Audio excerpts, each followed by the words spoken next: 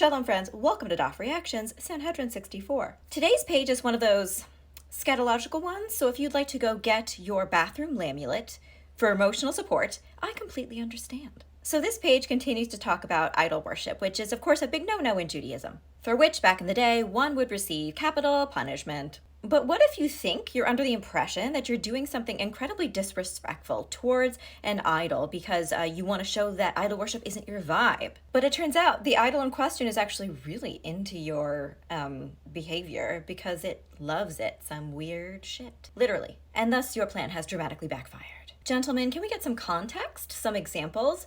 What are we talking about here, guys? So Rav Yehuda says that Rav said there was an incident. I do love when they begin with there was an incident because you know something went down and I want to know about it. So there was an incident where this woman wasn't a Jewish woman, but a woman had been going through like a really terrible illness. She was very sick. And she said to herself, to show my gratitude, if I recover from this, I will go and worship at every single idol. She does in fact recover, and she does, as she said, embark on this tour to worship all of the idols she can find, which takes a lot of commitment. But as somebody with a chronic disease myself, I completely understand her wish to show gratitude for being in remission. Anyway, so every time she rolls up to a new location, a new temple, a new site to worship an idol, she asks what the appropriate custom is for worshiping that idol, because she's smart.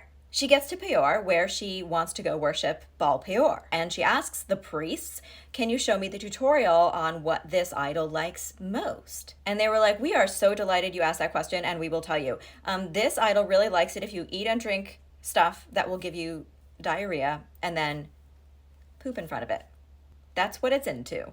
And the woman was like, okay, well, I don't want to yuck anybody's yum, but personally speaking, I think I would rather go back to being seriously unwell. So she, clearly a very wise woman, taps out at this stage. So then Rav Yehuda says that the Jewish people should be more like this lady who noped out of that repulsive situation. He's like, some of you are way too attached to Baal Peor as opposed to your own god, and it shows, you freaks. Then we get another story about Baal Peor. Don't worry, it's gross too.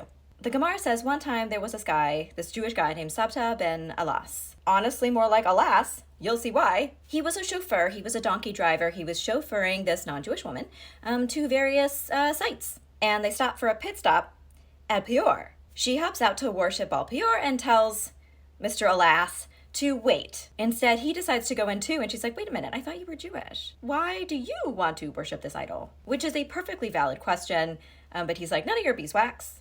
He really should have listened to her though. So he thinks he's going in and doing like a protest action against idol worship. He takes a shit in front of the idol, and then, because there was no toilet paper, it hadn't been invented yet, he wipes his ass on Baal Peor's nose.